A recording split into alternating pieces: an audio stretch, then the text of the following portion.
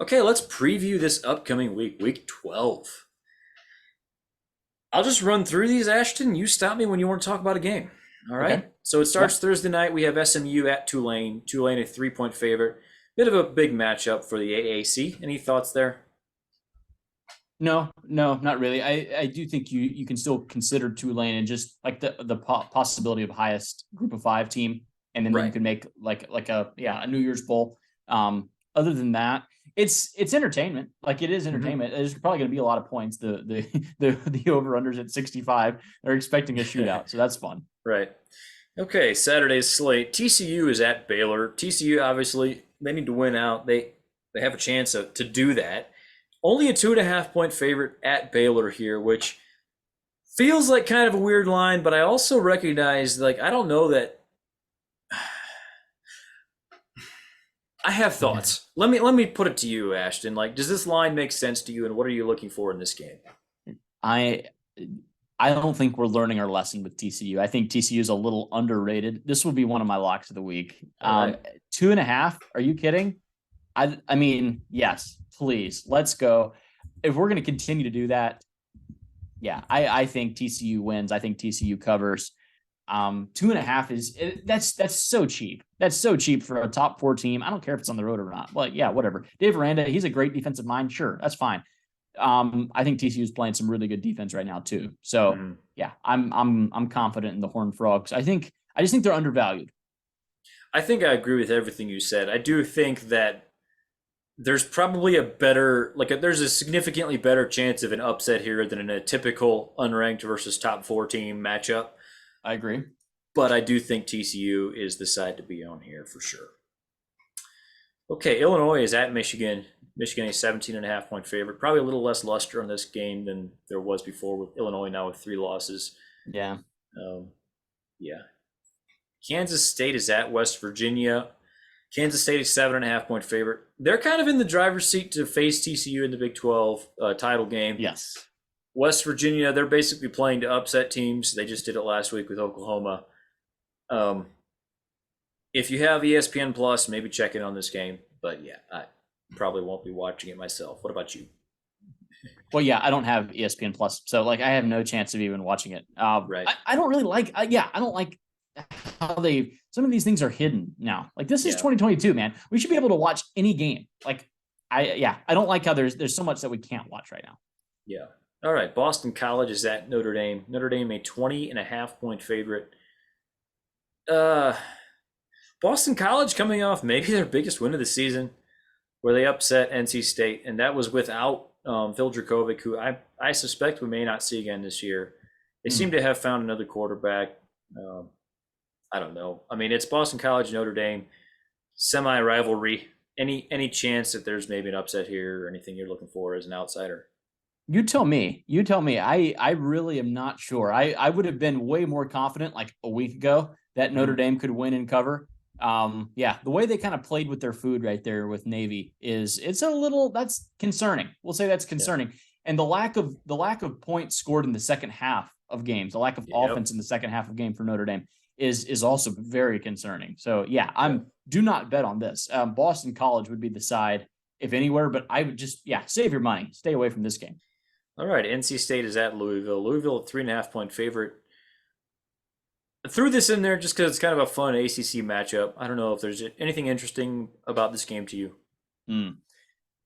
Louisville's the microwave. They can be hot or cold. You're not really sure which, and they can heat up instantly, man. Like that, you're not really sure what you're getting with Louisville. They're the Jamal Crawford of college football. Is that what you're saying? Right. Yeah. Yeah. Like the sixth man off the bench, like that kind of guy. Yeah, I know I like that. Just to really get hammered like against Clemson. That was a game where Vegas kind of had it as a close game, like Yeah. this could go either way. And Louisville could, they could kind of, they could do anything here. You're playing NC State and then you finish up at Kentucky. I think they take, well, I'm not gonna even comment on the Kentucky game to finish out the year. I think NC State wins. I think NC State bounces back, beats Louisville. Yeah, I just think NC State's a more consistent team, even though I'd have a hard time proving that after last Yeah. week, the loss to Boston College. Again, please stay away from these games. The ACC is tricky. Yeah, sneaky big game for us Notre Dame fans because we really want MJ Morris to just like put a firm grip on that starting quarterback job. So Devin Leary needs to find a new home next year. Or you think that's going to happen? It's it's been floated out there. Okay, you guys are looking at every single quarterback Yes, that we even are. has a potential of transferring anywhere. Like, Yeah. is it that desperate? Can't you recruit one? Well, we'll talk more about that, but I think Notre Dame is bringing in a transfer next year to start next year. They're Oh, bringing really? in they're bringing in a 5-star for in the class of 24, and it looks like they're going to bring in a 4-star next year. But you don't want to rely on a true freshman, and Sure. they still have Tyler Buckner. Most likely he'll still be there next year. Like, and Yeah. if he beats out the transfer, then great. That's great. But they really wish they would have brought one in this year. Just look at it. Okay. Look at it that way. How Okay. much No. better would their season be right now with Brennan Armstrong at quarterback instead of Drew Pine? Yeah, I don't I'm just know. saying it might be a lot better. Okay. All right. I'll take your word for it. All right. Anyway, Miami is at Clemson. Clemson, the 19.5-point favorite. Miami has looked like all kinds of trash most of the year. They kind of blew out Georgia Tech last weekend. Yeah. Clemson has looked pretty good most of the year. Obviously, they lost to Notre Dame pretty bad, but bounced back, like you said, against Louisville last week. Like, is there any chance like Miami's talent like finally decides to play hard this one game and makes it scary? There's always that chance with talented teams that they might just wake up for 1 week. Like, this is this is our Super Bowl, and we're gonna just come hit you in the mouth and play up to the talent like on the other side. Possibility. I think it's unlikely. I don't think Cristobal is not necessarily a great game day coach, and I think he would have to be to Right. beat Clemson with this Miami team. So yeah, their quarterback situation's a mess. Usually you need at least some consistency a little bit from your quarterback to pull off an upset. I don't think they have it. I don't think they'll get it done. And we're going to talk a little more about the future of Miami quarterback in the end of the episode. So There just we stay go. tuned for that. All right, Texas is at Kansas. Texas a 9.5-point favorite. Obviously, Kansas always beats Texas. Not quite, but like, Haha. Yeah. does this interest you at all? Like, what does this game mean to you? Nothing. It means really nothing to me. Yeah, 2 6-4 teams in the Big 12, man. Like, they could both of these teams, they could have won the Big 12 like just like a month ago. Either one of these teams could have won the Big 12. I think Kansas was 6-0, and I think have they lost 4 straight. Or no, they were 5-0. And yeah, they started out 5-0 and then have lost for the last 5. Yeah. I don't know. I don't know about either one of these teams. Again, ACC and Big 12, you're just not really sure. So True. you can even lump in the Big 10 West. It's just a mess, man. Like there's no teams that are like just stepping up and kind of grabbing it by the throat. So Right. it means nothing to me. Anything to you at all? I think it might be a fun game to tune into, and that's maybe about it. But Okay. Yeah. I probably won't watch anything of that. Yeah. all right. Georgia is at Kentucky. This was a huge game a year ago. This year, Georgia favored by 22.5, and it feels like Kentucky is just. I mean, it's all relative because Kentucky football historically has been pretty bad, but this is pretty bad by recent Mark Stoops standards, and Georgia is the best team in the country. Feels like this should not be a thing at all, right? Like, there's no reason to tune into this game unless you're a Georgia or Kentucky fan. Yeah, no, probably not. Probably not. I think Georgia's defensive line really gets after Kentucky here. I think they sack Will Levis. Will Levis, man, I don't think he's going to have a good day at all against this defense. If you can't go off against Vanderbilt's defense, you have zero chance of going off against this Georgia defense. Yeah. I'm not saying it's a shutout. I don't think Kentucky scores more than 10 points unless there's like a defensive score, punt return, something like a fumble. Right. Yeah. And you get real good field position. They're not going 80 yards against this Georgia defense. I don't see it. Yeah. I'm talking about this game later. Okay. So we have 4 teams tied for first place in the Big Ten West. 2 of them played last week with Illinois and Purdue. Now the other 2 play this week. Iowa is at Minnesota. Minnesota is a 2.5-point favorite. Ashton, do you have any idea what is going to happen in this game? No, no, I don't. I would be leaning Minnesota, right? Okay. Mainly because I've been burned on the Ferences. It's a home game, right? We can at least drum up a little support home game for the Gophers. Yes, let's go with the Golden Gophers to win. and to cover. Not a lock. Don't get that confused. Not betting on the Gophers as a lock. But But yes, go ahead. have you seen the total? Because I want you to guess what the total is if you haven't. I'm going to say, okay, we know it's Iowa, so it's under 40. Iowa doesn't do totals over 40, so we're in the 30s. I'm going to say 34 points. 32 and a half. This total Hey, is so freaking low, and I cannot tell you with a straight face that it's too low. yeah, yeah, Both of these yeah. teams play great defense, and Iowa has looked better as of late. Yes, I have yes. no idea what's going to happen this game. I have no idea. But it's important. I Iowa, know that. Iowa has scored 24 against Wisconsin, 24 against Purdue, and 33 against Northwestern. This is practically a just a point blitz from the Hawkeyes. Brian Ferentz has really figured out something with the play calling, no Maybe doubt. Jimbo should hire him at I A&M. like that. I like that. If we could get Jimbo to hire Brian Ferentz, that would be a good time. Oh man. Okay. Ole Miss is at Arkansas. Ole Miss a 2.5 point favorite. Not like a ton of big stakes here, but this is a reminder. This is the type of game that it still matters to both of these teams. Like this is still Mhm. a fun matchup, and this is just one of those games that, yeah, college football still matters even when it doesn't have like there's no playoff meaning attached to it. Right, right. Ole Miss favored by 2.5. Mm-hmm. That's surprisingly low, isn't it?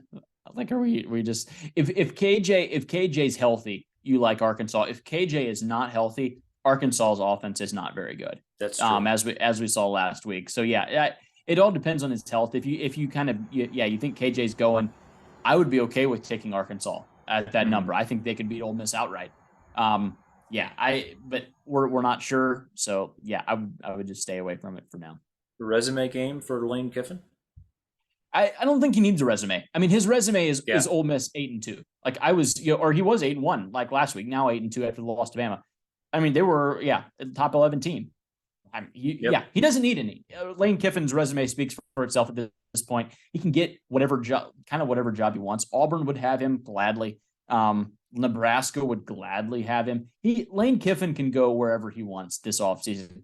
It's I think for him, it's just a question of, is Ole Miss going to step up and pay what other people pay? And are they going to pay my assistants what they would be getting other places? Mm-hmm.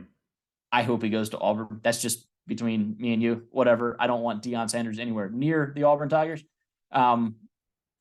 Yeah, let's just leave it there. We don't want to get into too much speculation. That would be very fun. Put it that way. It would be good times. Yes. All right, Bedlam. Oklahoma State is at Oklahoma. Oklahoma a 7.5 point favorite. Any any thoughts? What goes through your mind on this game?